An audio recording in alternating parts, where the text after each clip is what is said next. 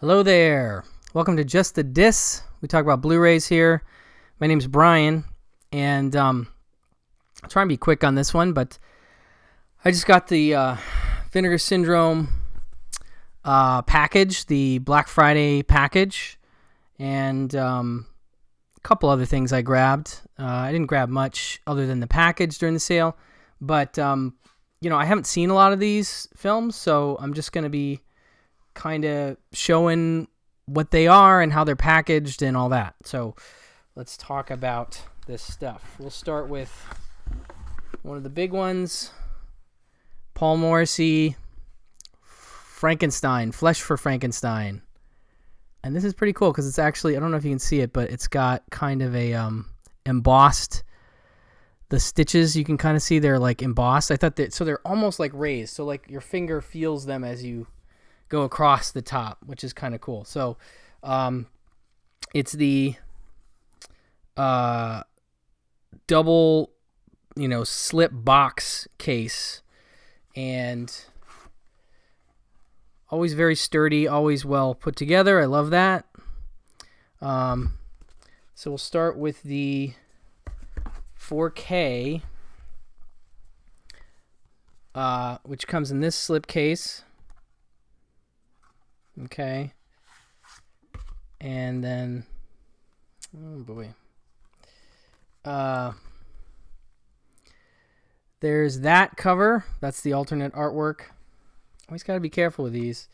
And then inside this one, we have both our 2D Blu-ray and our 4K. And yeah, I'm very interested to check these out. This is a film that I've been aware of for obviously a long time. Both Blood for Dracula and Flesh for Frankenstein were early Criterion DVDs, if I recall. And I just never, I feel like I tried Blood for Dracula back then, and I may have said this in another video, but it didn't grab me at the time. Yeah, this one I've heard good things about, and I'm very curious about. It's another take on Frankenstein with Udo Kier starring. And lots of nice extras, it looks like here. Archival interview with Paul Morrissey, interview with actor Udo Kier, interview with Joe D'Alessandro, interview with producer Andrew Braunsberg, Andy's Shadow, an interview with film historian and author Stephen Thrower, Building the World of Frankenstein, interview with director of art director Gianni Giovagnoni, interview with actress Lou Basiccio, and audio commentary of film historians Sam Deegan, Heather Drain, and Kat Ellinger. That's a great trio. Those ladies have done a track previous on, I want to say, Fleshpot on 42nd Street, the three of them, and that was really wonderful. So I look forward to this. And yeah, new 4K scans all around from original negatives. And yeah, I mean, this is going to be very well put together. And then we have the 3D version as a separate slipcase, separate disc. And this one, I've already flipped the artwork on most of these, so you can see the alternate artwork, mayonnaise. So that is, and again, this is just the 3D. It also comes with the anaglyph option if you want. And yeah, so I'm very curious to watch it both in 3D and in 4K, although 3D might be the first way that I watch it, because I always love a nice Blu-ray 3D presentation. Sad that it's getting harder and harder to do that. You have to have kind of hung on to a TV and a player to do it these days, which is really a bummer. It's harder and harder to get Blu-ray 3D, and I really like Blu-ray 3D. It's a great format. Anyway, so next up we have another 4K. We are talking about Ebola Syndrome, and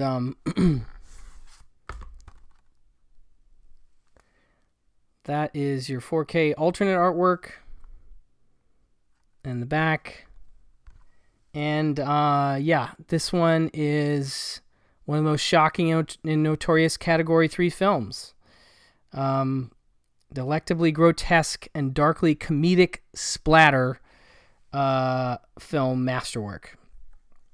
So with this one, it's definitely one that I was aware of, again, in that it came out, and I remember there was a lot of talk of Category 3 movies and what was the deal with this and how intense are. First Category 3 film I saw, I didn't see a ton, but this was definitely one that, you know, came up in the conversation as one of the more intense, you know, Category 3 films in what was already just obviously a group of really intense movies. So this is newly scanned and restored in 4K from its 35 camera negative.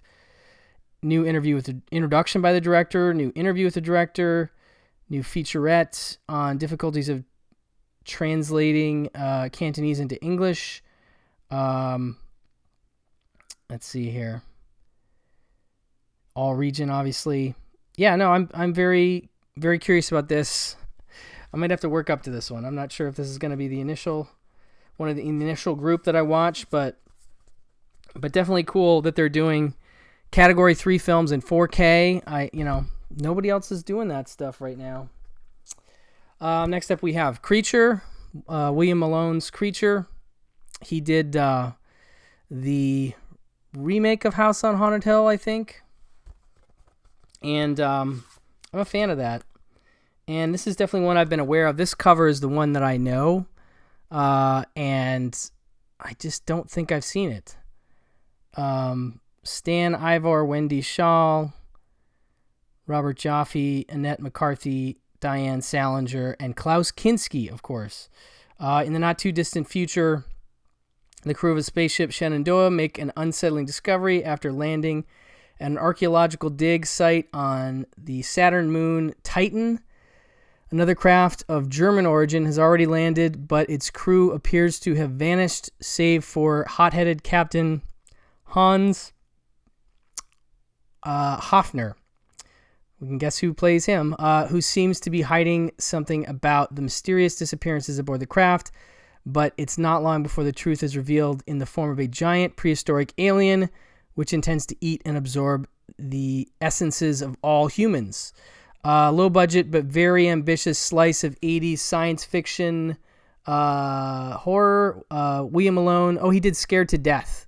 That's really fun if you haven't seen that. I like that. Arrow put that out on Blu-ray, and I'm definitely a fan of that one.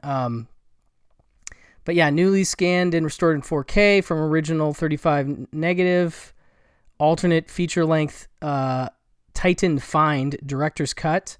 Finding Titan, the making of Creature, extended making of documentary, featuring special effects artist Doug Beswick alongside actors Stan Ivar, Lyman Ward, Diane Salinger, and Marie Lauren. Space on a Budget, an interview with director William Malone. Commentary track with Hysteria Continues, and of course the reversible cover art. So cool. This is going to be fun. That might be one of the early ones that I check out. Creature. Then we have our VSAs. TC 2000 and Tiger Claws. And I want to say Tiger Claws it obviously includes more than one film. This is Tiger Claws 1 through 3. And do all of them star? No, I'm not sure if they do. But obviously, Cynthia Rothrock is in one of these. I'm not sure about all of them. Or maybe I'm wrong. Maybe that's not Cynthia Rothrock. Oh, no, it is. Cynthia Rothrock, as well as genre favorites Bolo Young, Carter Wong, and Harry Mock. Yeah. Don't know anything about these movies. It's got some nice features. Commentary track with producer on for all 3 films, making of documentary with Rothrock, making of documentary on the second film, and on the third film. So they went all in with the making ofs on Tiger Claws. And then this one, Billy Blanks and Bola Young. I like the new artwork. I just remember this cover when I was working at the video store. We got this in, and I mean, it looks a little Terminator-y. And I just don't remember that I ever saw it. In the near future, a catastrophic environmental event has forced most people to live underground facilities, and only the poor are left to live on the surface, forming gangs in order to survive. Jason Storm, Billy Blanks, is part of an elite group of guards known as the TCs, tracker communicators, that are tasked with protecting the underground. But when a group of criminals led by Nico Picasso infiltrate the underground and attempt to kill Storm's partner,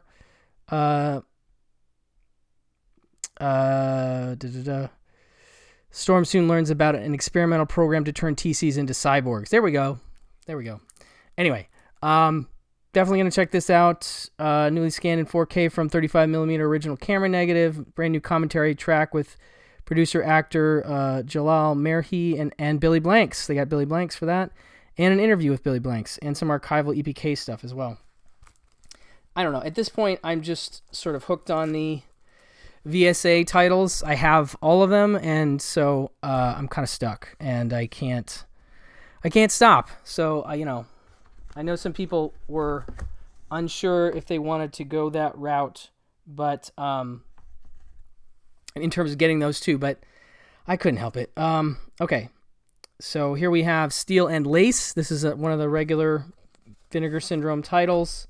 I've definitely seen a cover along the lines of that. Again, another cyborg movie. She's tough, she's tender, she's all woman and all machine. And I've never seen it. Again, there was a slightly different, I feel like, Laserdisc cover. There's David Naughton looking a bit past his American Werewolf in London age, as this movie is from 1991. It's 10 years later. After her attackers go free, Gailey Morton, the victim of vicious assault, commits suicide.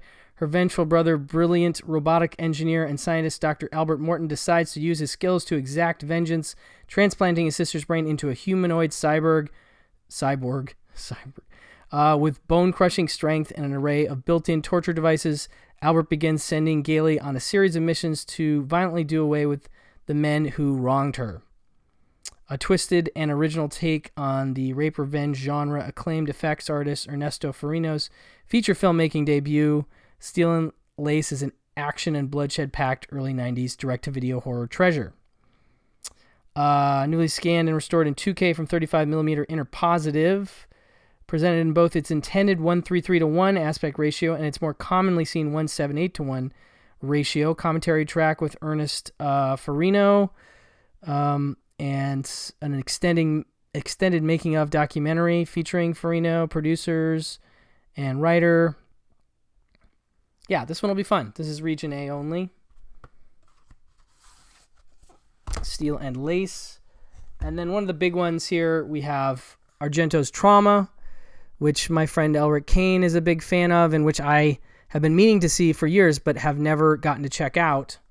That is our slipcover. And then I've seen this artwork vaguely before. I'm not going to talk about this one too much for those that haven't seen it. And I don't want to read the back myself. I just kind of want to go in. Elric's described it, but I've kind of forgotten it. And so I'm not going to reacclimate myself. I'm going to go in cold. This will be one of the early ones that I watched too. They've got an interview with Dario Argento, interview with special effects artist Tom Savini, interview with writer Franco Ferrini, interview with composer Pino Donaggio, interview with cinematographer Raffaele Mertes, interview with actress Sharon Barr. Lots of interviews with lots of folks involved. Audio commentary, Hysteria Continues. Audio commentary, film historian and author Alexandra Heller-Nicholas. Excellent. Really want to check that out. I'm sure that's going to be great. And then On Set with Tom Savini, archival featurette. Lots of good stuff here. and this newly scanned and restored in 4K from its 35mm inner positive. So not everything is camera negative this time around, but I'm sure this will look very nice. So that is Trauma. And then we have, this is just, I mean, I already had the movies, but I had to get the box. So I ordered the empty box of the Rudy Ray Moore, the films of Rudy Ray Moore. Just a really nice Vinegar Syndrome box that I then put my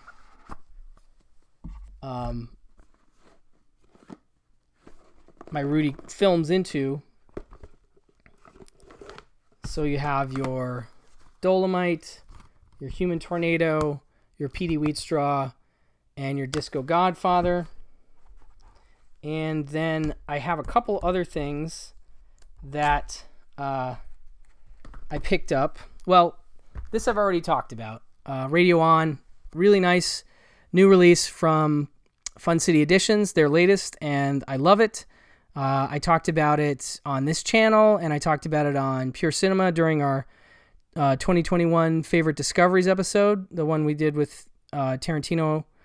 I talk about it there, but great movie, really a big fan. But I've already covered it, and I'll just go over the cool artwork. You've got the slipcase that looks like a tape cassette, and then the inside part looks like it's tape as well, and it's very cool soundtrack kind of movie, but great stuff. I'm a big fan.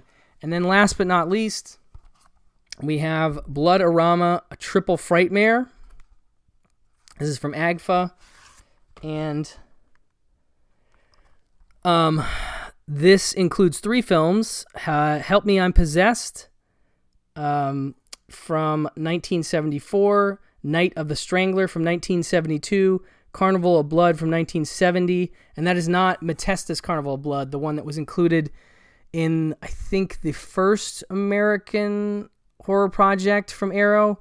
Different Carnival of Blood. 2K preservations from the only known 35mm prints in existence. Carnival of Blood partial commentary with Bleeding Skulls, Annie Choi, and AGFA and Bleeding Skulls Joseph A. Ziemba. Blood dripping trailers. But yeah, let's see here. Help Me, I'm Possessed, a freeform nightmare that takes place at a sanitarium in the desert. This surrealist gem includes a psychopathic hunchback, delirious monsters, and a killer early synthesizer score. Always a sucker for those myself. Night of the Strangler from 72, a southern fried whodunit with murder, racial tension, and a starring role from the Monkees' Mickey Dolenz. This sweat-soaked sleazer feels like a cross between an American giallo and a trashy airport paperback novel. And then Carnival of Blood, an ominous semi-cinema verite horror movie that was shot at Coney Island in New York City. Carnival of Blood features an early role from Burt Young of Rocky fame and others. Pop art gore that would make H.D. Lewis proud, and a gloriously seedy atmosphere. So that should be fun. All region, and a nice collection of films from AGFA. So that'll do it for this unboxing. Hopefully if you were interested, you pre-ordered the package, and or maybe you picked and chose 1 or 2 of these. Let me know in the comments below if there are any that you are particularly excited about. As I said, I haven't seen all of these, and I'd like any direction you can give me in terms of where to start first. I have my own ideas, but I'm not exactly sure where I'm going to go. So anyway, that's it for this video. Thank you so much for watching, and I will talk to you very soon. Bye-bye.